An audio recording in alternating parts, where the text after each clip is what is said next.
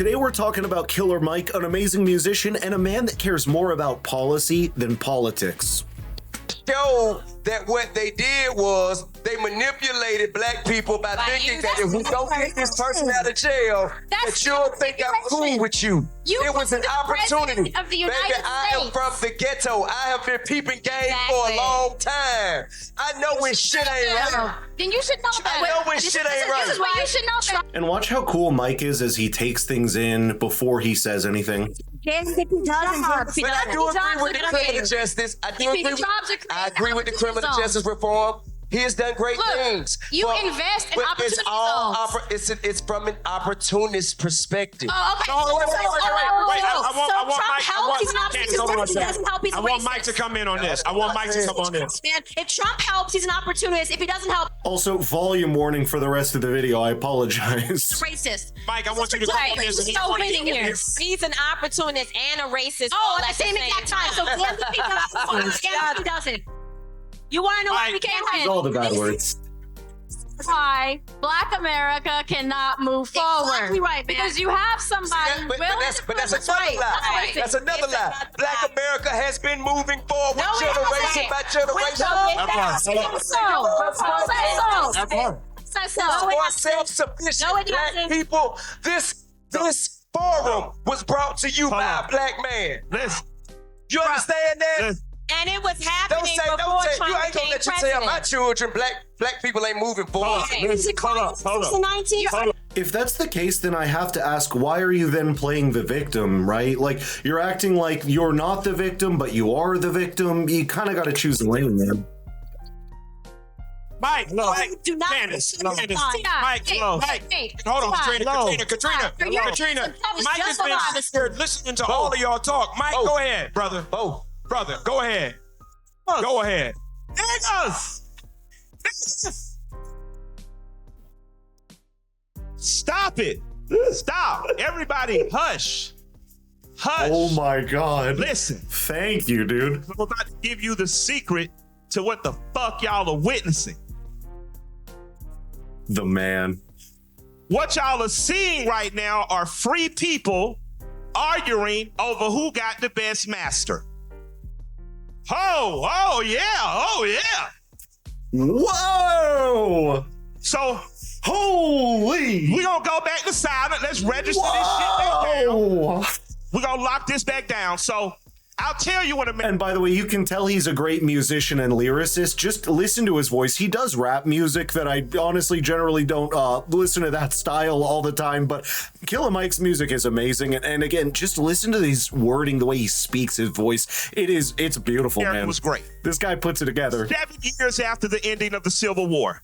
Exactly what Candace, because you didn't give the comment, so you weren't. There it is. But that's not to jump on Candace, because again, I'm disagreeing with my friend.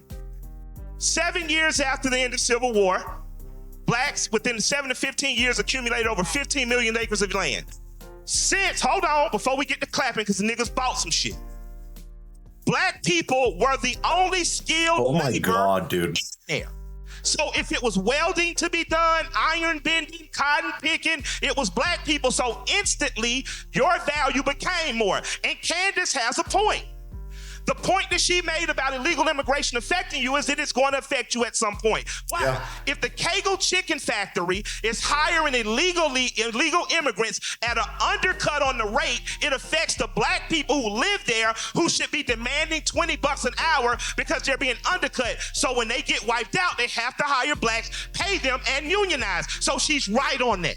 But hold the fuck on, I'm not finished.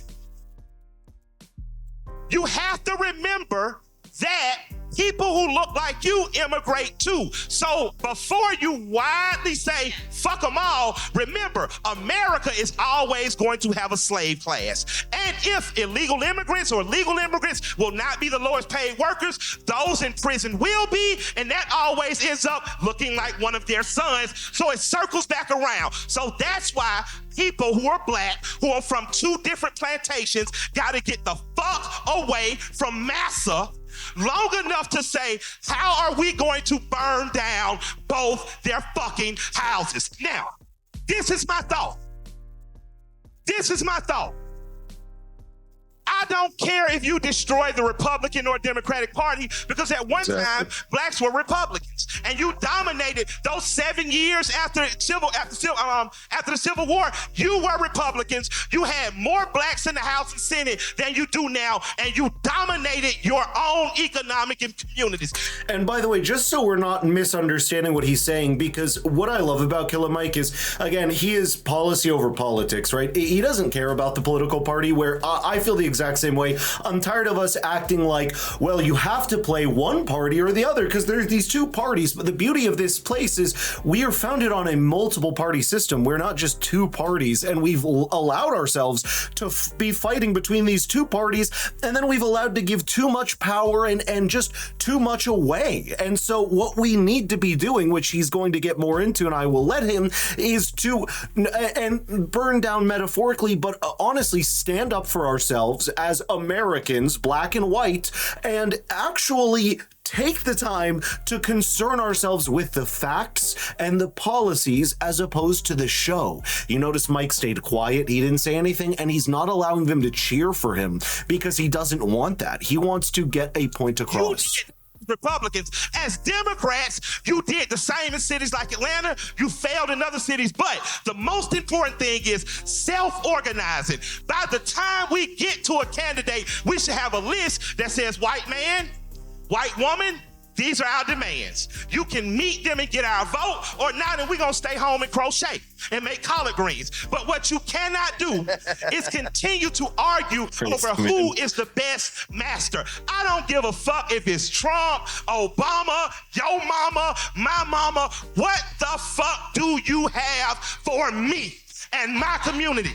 Now, if you do not, and if you stop playing, oh, I'm gonna say the snazziest shit to each other on stage, I'm gonna show that motherfucker, this is gonna be a quotable, and we close up the doors, and we simply say, how do we take the good of what you have, the good of what you have, the good of what you have and you have, how do we shape it into a 10-point agenda to present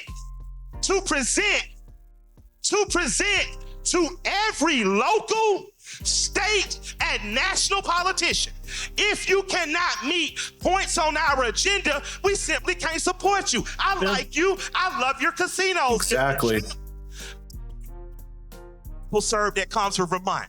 But what do you have for us? Now, when talking about have black people done better, we keep doing better and we keep getting knocked down.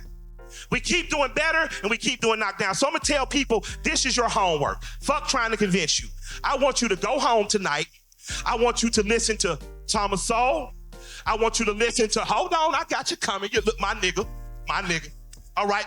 So I want you to listen to Walter E. Williams. Candace looks so awkward in that interaction. Yes. I want you to listen to Antonio Moore. I want you to listen to Yvette Carnell. I want you to listen to the economic strategy of Elijah Muhammad and Marcus Garvey. I want you to listen to the political strategy of Stokely Carmichael. I need you to get on your study and prove yourself worthy shit, because I'm tired of arguing who got the best master. You are already free. Now, nigga, act like it. Damn. Oh my God. What's best for you? Because what's best for us in Atlanta was a black man who said, okay, I'm the mayor now. You want to do business with Atlanta, meaning you want to have an opportunity zone. 29% of all government contracts had to be attached to black people. When he found out that there were no black architectural firms, he said, black people build driveways, we can build airport runways. So he gave the white architectural firms the rights to build the airport. The fucking Herman Russell Company laid the plane. So my thing is, as black people, how are we going to get in a room together, stop fighting over who's master, decide what our agenda is and how to leverage it? I don't care who agrees with Cap or Jay-Z. I cared that black people as a whole showed up to work that day. What if nobody would have showed up to work? What if everybody said, you know what, fuck it, my nigga?